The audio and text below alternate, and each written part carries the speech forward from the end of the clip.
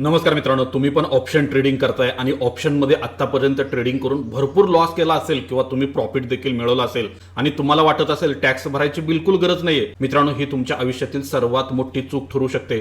आज एप्रिल 2026 मध्ये मी तुम्हाला सांगतोय, लिहून घ्या माझ्याकडून, 2030 पर्यंत इन्कम टॅक्स डिपार्टमेंटची नोटीस तुमच्या दारात नाही आली तर मला विचारा.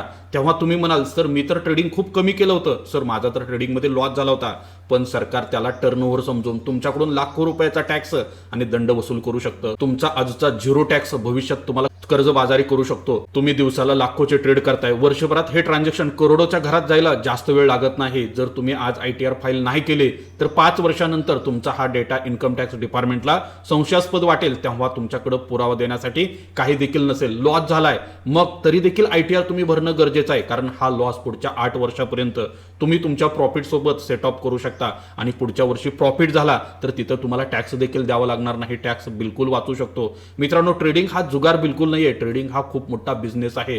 त्यासाठी तुम्हाला ITR 3 ची फाईल भरणं खूप गरजेचं आहे. मित्रांनो, हा व्हिडिओ खूप काळजीपूर्वक बघा आणि तुमच्या प्रत्येक ट्रेडर मित्राला हा व्हिडिओ शेअर करा, कारण एक चूक तुम्हाला भविष्यात खूप भारी पडू शकते. मित्रांनो, सर्वात पहिल्यांदा मी तुम्हाला शेअर बाजारात नेमके कोणते टॅक्स लागतात हे माहीत असणं गरजेचं आहे.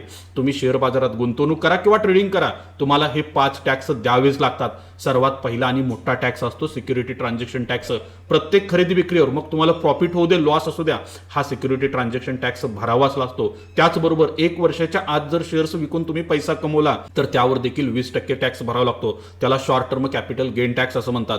तुम्ही 1 वर्षानंतर शेअर्स विकले तर 12.5% टॅक्स भरावा लागतो. त्याला long term capital gain tax म्हणतात. तुम्ही जर इंट्राडे ट्रेडिंग करत असाल, म्हणजे आजच शेअर्स घेऊन आजच विकत असाल, तर तुमच्या इन्कम स्लॅबनुसार इथं तुम्हाला टॅक्स लागतो. हां, सर्वात महत्त्वाचं, तुमचा आवडता ट्रेड तो म्हणजे ऑप्शन आणि फ्युचर. या ठिकाणी जर तुम्ही ट्रेडिंग करत असाल, इथं देखील तुम्हाला तुमच्या इन्कम स्लॅब टॅक्सनुसारच टॅक्स बसतो. जसं की एक एक्झाम्पल जर घ्यायचं झालं, तुमचा short term capital gain tax आणि long term capital gain tax. समजा तुम्ही 1 लाखाचे शेअर्स घेतले आणि 1.5 लाख रुपयांना विकले तर 50,000 रुपयांचा नफा झाला. जर तुम्ही 8 महिन्यात विकले तर तुम्हाला 20% टॅक्स द्यावा लागेल, म्हणजे 10,000 असेल. आणि जर तुम्ही 14 महिन्याने विकले तर तुम्हाला 0 टॅक्स द्यावा लागेल, कारण long term capital gain tax वरती पहिल्या 1,25,000 वरती कुठलाही टॅक्स लागत नाही. मित्रांनो, 1 एप्रिल 2026 पासून सिक्युरिटी ट्रान्झॅक्शन टॅक्स खूप मोठ्या प्रमाणात वाढवण्यात आला आहे. मित्रांनो, हा टॅक्स तुम्हाला प्रॉफिट होऊ द्या लॉस होऊ द्या प्रत्येक ट्रान्झॅक्शनला द्यावाच लागतो. सध्या जर तुम्ही इक्विटी डिलिव्हरीमध्ये काम करत असाल, बाय सेल, तर इथं कुठलाही टॅक्स जास्त वाढलेला नाही. पूर्वीपासून जो आहे तोच स्टँडर्ड आहे. इंट्राडेमध्ये सेल करत असाल तर तो 0.025% तो पूर्वीपासूनच आहे, बदल झालेला नाही. पण बदल जो आहे तो कुठं झाला, तो म्हणजे फ्युचर आणि ऑप्शनमध्ये बदल झाला. फ्युचरचा कॉन्ट्रॅक्ट जर सेल केला तर पूर्वी तुम्हाला सिक्युरिटी ट्रान्झॅक्शन टॅक्स लागत होता 0.02%. आता तो वाढून झाला 0.05%, म्हणजे तब्बल 150% वाढ आहे. ऑप्शनचे प्रीमियम तुम्ही सेल करत असाल तर पूर्वी 0.1% लागत होता, तो आता 0.15% लागतोय, म्हणजे इथं देखील 50% वाढ आहे. आणि समजा ऑप्शन तुमचे एक्सरसाइज झाले तर त्या ठिकाणी देखील पूर्वी 0.125% लागत होता, तो आता 0.15% वरती गेला. या ठिकाणी देखील वाढ झाली. आता मित्रांनो, हा डेटा एकदा बघितल्यानंतर तुमच्या काय लक्षात आलं, असं गृहीत धरा तुम्ही निफ्टी फ्युचरमध्ये काम करताय आणि तुम्ही 1 लॉटनं काम करताय. आता मित्रांनो, 1 लॉट जर निफ्टी फ्युचरचा तुम्ही सेल करायचं म्हटलं तर जवळपास 15 ते 16 लाख रुपये लागतात. पूर्वी मित्रांनो एसटी किती लागत होता माहिती आहे, 325 रुपये लागत होता, आता तो लागतोय 812 रुपये. एक एक्झाम्पल सांगू म्हणजे तुमच्या लक्षात येईल. समजा तुम्ही दिवसामध्ये स्कॅल्पिंग करताय आणि 10 ट्रेड फ्युचरचे टाकत होता, तर दररोज तुम्हाला 4,870 रुपये टॅक्स भरावा लागतो. म्हणजे महिन्याला जवळपास 1,22,000 आणि वर्षाला जवळपास 14 लाख रुपयाचा अतिरिक्त STT द्यावा लागू शकतो, जर तुम्ही दररोज 10 लॉटनं निफ्टी फ्युचरमध्ये काम करत असाल तर. म्हणजे यावरून तुमच्या लक्षातच असेल सरकारनं कशा पद्धतीनं आपली मारलेली आहे. मित्रांनो, काही महत्त्वाच्या गोष्टी आहेत. सरकारचा उद्देश काय आहे की सरकारला देखील माहीत आहे, सेबीला देखील माहीत आहे, 90% ऑप्शनमध्ये काम करणारे ट्रेडर हे लॉस करतात. त्यांची जी सट्टेबाजी आहे हे कमी करण्यासाठी सरकारनं STT वाढवलाय. पण इक्विटी डिलिव्हरी असेल, म्युच्युअल फंडवरती कुठलाही STT मध्ये बदल झालेला नाही. पण तुम्ही भरलेला STT हा बिझनेस एक्सपेन्सेस म्हणून इन्कम टॅक्समध्ये क्लेम करू शकता, ज्यामुळं तुमचं टॅक्सेबल इन्कम कमी होण्यास मदत होते. भले हे चार्जेस आहेत पण ते तुम्हाला परत देखील मिळवता येतात, हे पहिल्यांदा लक्षात घ्या. आता मित्रांनो, तुम्ही ऑप्शन आणि फ्युचरमध्ये काम करत असाल तर या ठिकाणी इन्कम टॅक्स कसा लागतो. मित्रांनो, इन्कम टॅक्स डिपार्टमेंटच्या नुसार FNO ट्रेडिंगला एक दुकान किंवा व्यवसाय मानण्यात आला आहे. तुम्ही शेअरची खरेदी विक्री दीर्घकालीन गुंतवणूक म्हणून नाही तर ट्रेड म्हणून करत आहात असं त्यांनी गृहीत धरलंय.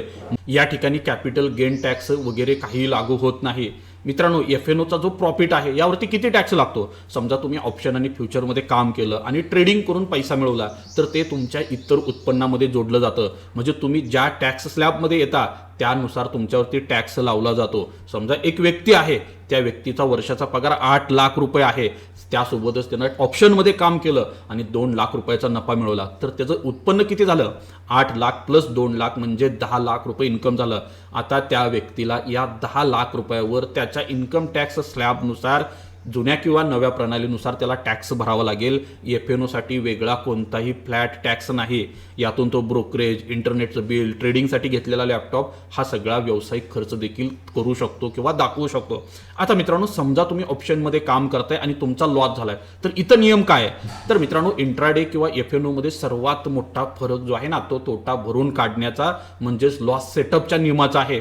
आता मित्रांनो, एफएनओचं जे इन्कम आहे ते नॉन स्पेक्युलेटिव्ह इन्कम मानलं जातं. याचा अर्थ काय होतो?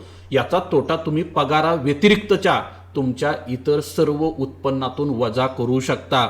जसं की घराचं भाडं असेल, बँकेतून मिळालेलं व्याज असेल किंवा दुसऱ्या व्यवसायातून मिळालेला नफा असेल. त्याचबरोबर इंट्राडे इक्विटीमध्ये जर काम करत असाल तर तो स्पेक्युलेटिव्ह इन्कम कन्सिडर केला जातो. याचा अर्थ तोटा तुम्ही फक्त आणि फक्त इंट्राडेच्या नफ्यातूनच वजा करू शकता, दुसऱ्या कोणत्याही उत्पन्नातून वजा करू शकत नाही. आता मित्रांनो, एक गोष्ट तुमच्या लक्षात आली का? एखादी व्यक्ती आहे, त्याचं एक कापड्याचं दुकान आहे, त्याला त्यातून 5 लाख नफा झाला आणि त्याच वर्षी त्या व्यक्तीनं ऑप्शनमध्ये ट्रेडिंग केलं आणि 4 लाख रुपयाचा लॉस केला तर ह्याचा अर्थ त्या व्यक्तीचं उत्पन्न किती झालं माहिती का? फक्त 1 लाख झालं. का? कारण 5 लाख कापडाच्या व्यवसायातून मिळवले, 4 लाख ऑप्शनमध्ये घालवले, शिल्लक 1 लाख राहिले तर 1 लाखावरच त्याला टॅक्स भरावा लागेल. जर तोटा एफएनओ मध्ये असेल तर मग काय? मित्रांनो, एफएनओ मधील इन्कम हे नॉन स्पेक्युलेटिव्ह बिझनेस म्हणून कन्सिडर केलं जातं. एखाद्या व्यक्तीनं समजा 1 लाख, 2 लाख, 4 लाख रुपयाचा जर तोटा केला असेल आणि त्याला दुसऱ्या व्यवसायातून 5 लाखाचा जर नफा झाला असेल तर त्या व्यक्तीला दुसऱ्या व्यवसायातून जे काय 4 लाख, 5 लाखाचं इन्कम झालंय त्यावरती टॅक्स भरावा लागत नाही. जर तुमचा तोटा इंट्राडे इक्विटीमध्ये असेल तर मित्रांनो, ते मात्र काय केलं जातं? स्पेक्युलेटिव्ह इन्कम मानलं जातं. हे पहिल्यांदा काय करा, लक्षात घ्या. आता मित्रांनो, इन्कम टॅक्स स्लॅब रेट जे आहेत ते FI 25-26 साठी काय आहेत? विशेषतः तुम्ही न्यू रेजिमेजमध्ये जर आला तर हा टेबल बघून घ्या, म्हणजे तुमच्या काय होईल त्या ठिकाणी लक्षात येईल. आता मित्रांनो, सेक्शन 87A जे रिबीट आहे 12 लाखापर्यंतच्या इन्कमवरती 60,000चं रिबीट मिळतं. त्या ठिकाणी टॅक्स 0 लागतो आणि त्याचबरोबर सॅलरीड लोकांना 75,000चं स्टँडर्ड डिडक्शन आहे. म्हणजे जवळपास 12,75,000पर्यंतचं इन्कम पूर्णपणे टॅक्स फ्री आहे. हे पहिल्यांदा लक्षात घ्या. मित्रांनो, ओल्ड रिजिमीचं टॅक्स स्लॅब किती आहे ते पण एकदा काय करा, चेक करा. आता मित्रांनो, एफएनओ ट्रेडिंग हा बिझनेस मानला जातो. त्यामुळे सर्वसामान्य नोकरदार वर्गांपेक्षा सॅलरीड एम्प्लॉईड जे आहेत त्यांना एफएनओ ट्रेडिंगसाठी टॅक्स रेजिमी निवडणं थोडं कडक किंवा अवघड जातं. का? हा नियम काय सांगतो? हा नियम कसा काम करतो? तर एफएनओ ट्रेडरनी हा निर्णय कसा घ्यावा थोडा आपण समजावून घेऊया. आता मित्रांनो, या ठिकाणी एक लक्षात ठेवा, वन्स इन अ लाईफचा नियम काय आहे. सेक्शन 115BAC सध्याचा जो इन्कम टॅक्स ऍक्ट आहे त्याच्यानुसार न्यू टॅक्स रिजिम ही डिफॉल्ट प्रणाली मानण्यात आली आहे. तुम्ही जर फक्त नोकरी करत असाल तर हे लोक दरवर्षी त्यांच्या सोयीनुसार ओल्ड किंवा न्यू रिजिमी टॅक्ससाठी निवडू शकतात. पण तुम्ही जर एफएनओ ट्रेडर असाल आणि ते बिझनेस इन्कम म्हणून जर कन्सिडर करणार असाल तर मित्रांनो, ओल्ड रिजिमी मधलं जर तुम्हाला फायदे हवे असतील तर तुम्हाला फॉर्म नंबर 10 IEA भरून ओल्ड रिजिमीमध्ये जावं लागेल. पण इथे एक धोक्याचा इशारा आहे. जर तुम्ही एकदा ओल्ड रिजिमी निवडली, नंतर काही वर्षात तुम्हाला वाटलं की चला आपण न्यू रिजिमीचा फायदा घेऊया, तर मित्रांनो, न्यू रिजिमीमध्ये तुम्ही परत येऊ शकता. पण आयुष्यात फक्त एकदा का तुम्ही न्यू रिजिमीमध्ये आला का परत तुम्ही कधीही ओल्ड रिजिमीमध्ये जाऊ शकत नाही. त्यामुळं जोपर्यंत तुमचा एफएनओ किंवा कोणताही व्यवसाय कायमचा बंद होत नाही आणि तुम्ही फक्त नोकरदार नाही. आता मित्रांनो, एफएनओ ट्रेडरनी दोन्ही रिजिमीशी तुलना कशी केली पाहिजे, कोणती प्रणाली निवडायची हे ठरवताना तुम्हाला खालील काही गोष्टी कागदावरती आणि एक्सेलमध्ये मांडून बघाव्या लागतील. सगळ्यात पहिलं म्हणजे व्यवसायाचा खर्च. आता मित्रांनो, व्यवसायाचा खर्च, एफएनओ ट्रेडिंग करताना लागणारा खर्च काय काय असतो? तुमचं ब्रोकरेज जातं, जीएसटी जातो, स्टॅम्प ड्युटी जातो, सिक्युरिटी ट्रान्झॅक्शन टॅक्स जातो, सेबीचे चार्जेस जातात, टर्नओव्हर चार्जेस जातात, बरेच चार्जेस लागतात. त्याचबरोबर तुम्हाला लॅपटॉप घ्यावा लागतो, इंटरनेटचा रिचार्ज मारावा लागतो, काय एखाद्या पेड सर्व्हिस घ्यावी लागते सेबी रजिस्टर्ड ॲडवायझरची, किंवा एखादं सॉफ्टवेअर घ्यावं लागतं. ह्या सर्व गोष्टी तुम्हाला तुमच्या नफ्यातून वजा करता येतात. हे पहिल्यांदा काय करा, लक्षात घ्या. आणि ते पण दोन्ही रिजिमीमध्ये करता येतात. आता एक गोष्ट लक्षात ठेवा, तुमचे वैयक्तिक डिडक्शन ओल्ड रिजिमीची काय ताकद आहे हे समजून घ्या. जर तुमची गुंतवणूक मोठी असेल तुम्ही उदाहरणार्थ सेक्शन 80C 1.5 लाखापर्यंतचं इन्व्हेस्टमेंट करू शकता. 80D त्यामध्ये मेडिकल इन्शुरन्सचा क्लेम घेऊ शकता. होम लोनचं व्याज 2 लाखांपर्यंतचा फायदा मिळू शकता. हे सर्व मिळून तुम्ही 3,75,000 ते 4 लाखांपेक्षा जास्तचे डिडक्शन होत असतील तुमचे सध्याला, तर तुम्हाला ओल्ड रिझ्युमे जास्त फायद्याचे आहे. जर तुमचे कमी डिडक्शन असतील तर मित्रांनो तुम्ही न्यू रिझ्युमेमध्ये जाणं फायद्याचं आहे. जर तुम्ही कोणतेही होम लोन घेतलं नसेल किंवा 80C वगळता फारशी गुंतवणूक नसेल, न्यू रिझ्युमे डोळं झाकून तुमच्यासाठी चांगले आहे.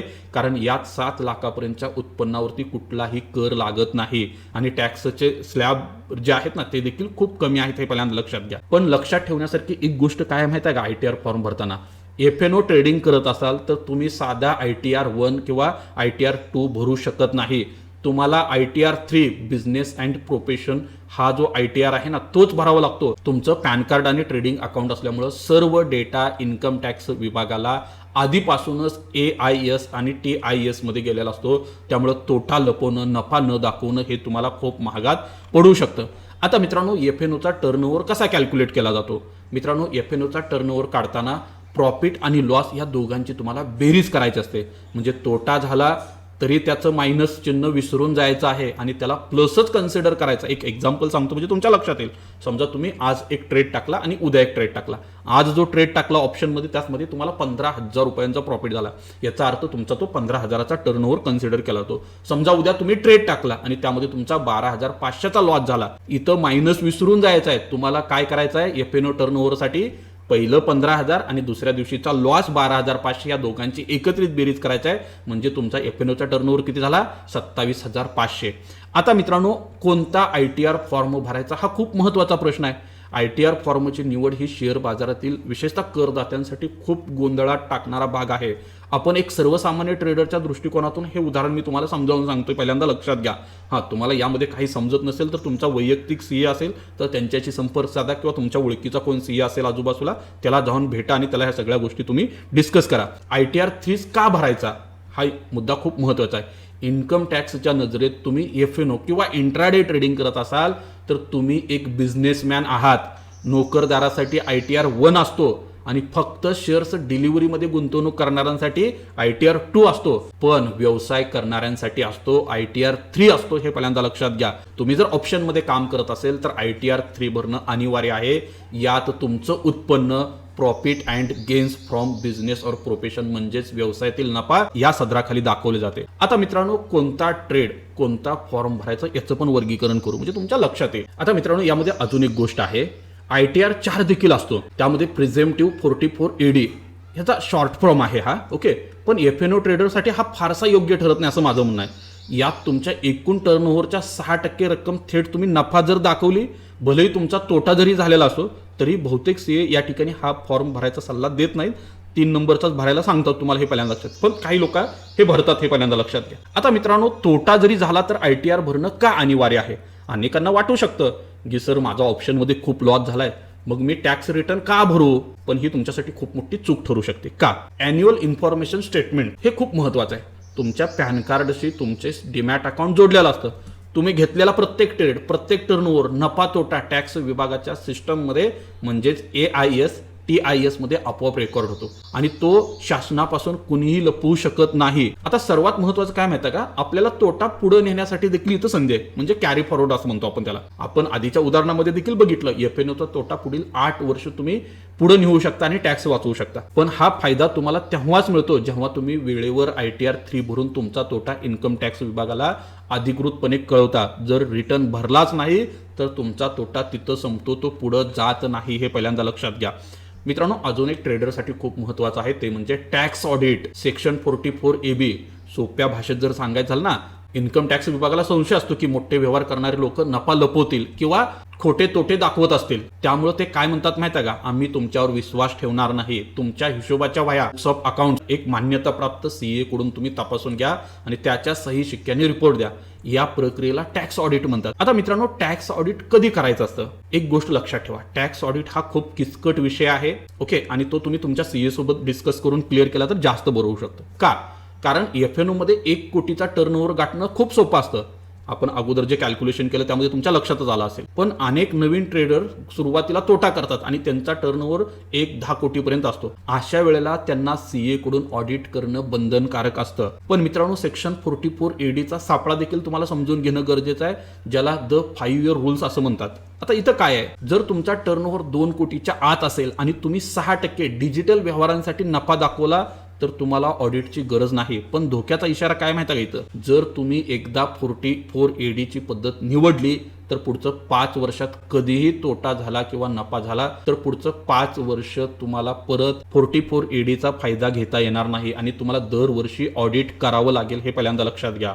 सर्वात महत्त्वाचं, जर ऑडिट करणं तुमच्यासाठी अनिवार्य असेल आणि तुम्ही जर ऑडिट केलं नाही तर तुमच्यावर टर्नओव्हरच्या 0.5% किंवा जास्तीत जास्त 1.5 लाख रुपये या दोन्हीपैकी जे कमी असेल तेवढा इन्कम टॅक्स डिपार्टमेंटचा दंड लागू शकतो. आता मित्रांनो, अजून एक मुद्दा, आपण लॉस सेटअप कसा करायचा, कॅरी फॉरवर्ड कसा करायचा. तर मित्रांनो, एफएनओचा तोटा हा पगाराचा शत्रू असतो. म्हणजे काय, एफएनओ हा व्यवसाय आहे आणि तुमच्या व्यवसायातील तोटा तुम्ही तुमच्या बँकेच्या व्याजातून, त्याचबरोबर घराच्या रेंटमधून किंवा दुसऱ्या कोणत्याही इन्कम मधून वजा करू शकता. पण एक अट आहे, एफएनओचा तोटा तुम्ही तुमच्या पगारातून कधीच वजा करू शकत नाही. पगार आणि एफएनओच्या तोट्याचा अजिबात जमत नाही, हे पहिल्यांदा लक्षात घ्या. आता इंट्राडेचा तोटा देखील याच पद्धतीचा राहतो. इंट्राडेला सट्टेबाजी म्हटलं जातं आणि त्यामुळे इन्कम टॅक्स डिपार्टमेंट काय म्हणतं, सट्टेबाजीचा तोटा हा फक्त सट्टेबाजीच्या नफ्यातूनच वजा होतो. तो एफएनओच्या नफ्यातून किंवा पगारातून किंवा कुठल्याही इतर व्यवसायातून वजा होत नाही, हे पहिल्यांदा लक्षात घ्या. आता मित्रांनो, आपल्यासाठी एक मुद्दा फायद्याचा आहे, खूप महत्त्वाचा आहे, बिझनेस एक्सपेन्सेस. मित्रांनो बघा, ट्रेडिंग करताना तुमचे वेगवेगळे प्रकारचे खर्च येतात. मी अगोदर देखील सांगितले, थोडा आता डिटेलमध्ये सांगतो म्हणजे तुमच्या लक्षात येईल. तुम्ही जर तुमचे कॉन्ट्रॅक्ट नोट ओपन करून बघितले तिथे ह्या सगळ्या गोष्टी असतात. काय राहतो, सिक्युरिटी ट्रान्झॅक्शन टॅक्स राहतो, त्याचबरोबर short term capital gain tax राहतो, long term capital gain tax राहतो, जीएसटी असेल, सीबी असेल, एक्सचेंज ट्रान्झॅक्शन चार्जेस असतील, स्टॅम्प ड्युटी, हे सगळे चार्जेस तुम्हाला पे करावे लागतात. त्याचबरोबर तुम्हाला टेक्नॉलॉजी आणि सेटअपचा खर्च देखील दाखवता येतो. तुम्ही सॉफ्टवेअर घेतलं, सबस्क्रिप्शन घेतलं, ट्रेडिंग व्यू असेल, स्ट्रीक असेल, अल्गो ट्रेडिंग असेल, त्याचबरोबर चार्टिंगचे वेगवेगळे प्लॅटफॉर्म असतील किंवा डेटाचे प्लॅटफॉर्म, इथं पैसे पे करावे लागतात किंवा महिन्याला मोबाईलचा रिचार्ज मारावा लागतो, इंटरनेटचा रिचार्ज मारावा लागतो. ओके, एकूण बिलाच्या हे खूप मोठे खर्च येतात. हे सगळं तुम्ही ट्रेडिंगसाठी वापरलेलं असतं.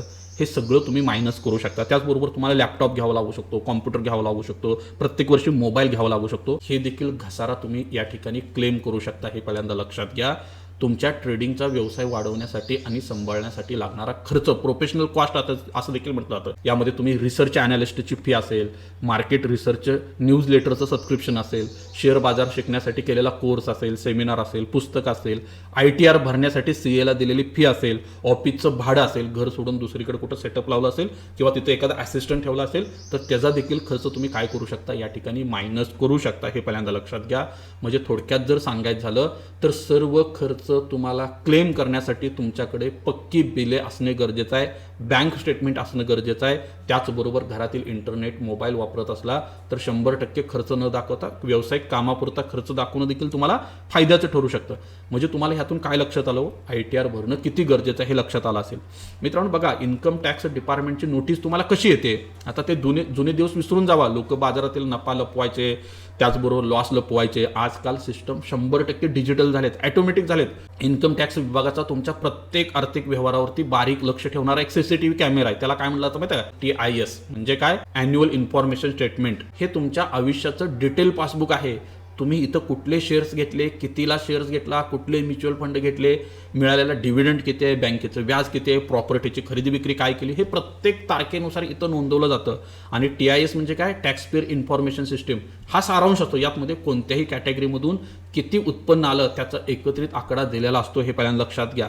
त्यामुळं तुमचा ब्रोकर कुठलाही असेल, मग झिरोदा असेल, एंजल वन असेल, तुमचं पॅन कार्ड डीमॅट अकाउंटला जोडलेलं असतं आणि तो डेटा एक्सचेंज करून व्हेरीफाय होऊन ऑटोमॅटिक तुमच्या पॅन कार्डला अटॅच होतो, हे पहिल्यांदा लक्षात घ्या. आणि मग भविष्यात काय होतं माहिती आहे का, सरकार ज्यावेळेला तुमचा ITR बघतं आणि तुमचा डेटा त्यांच्याकडे आलेला बघतं त्यावेळेला तिथं काही गोष्टी मिसमॅच दिसतात. आणि मिसमॅच दिसला, एक लव्ह लेटर तुमच्या घरी येऊन पोचलं म्हणून समजा, मग ते पोस्टाने येईल, मेलद्वारे येईल, मोबाईलद्वारे येईल, कुठूनही येऊ शकतं, हे पहिल्यांदा लक्षात घ्या. त्यामुळं ह्या सर्व गोष्टीपासून जर वाचायचं असेल तर प्लीज सर्वांनी काय करा, ITR टाइम टू टाइम भरा. आणि तुम्हाला जर आजचा माझा व्हिडिओ आवडला असेल, यामुळे तुम्हाला काही नवीन नॉलेज मिळालं असेल तर नक्की हा व्हिडिओ लवकरात लवकर शेअर करा. आम्ही कमेंट्स करून देखील कळवा. धन्यवाद. Investments in securities market are subject to market risks. Read all the related documents carefully before investing.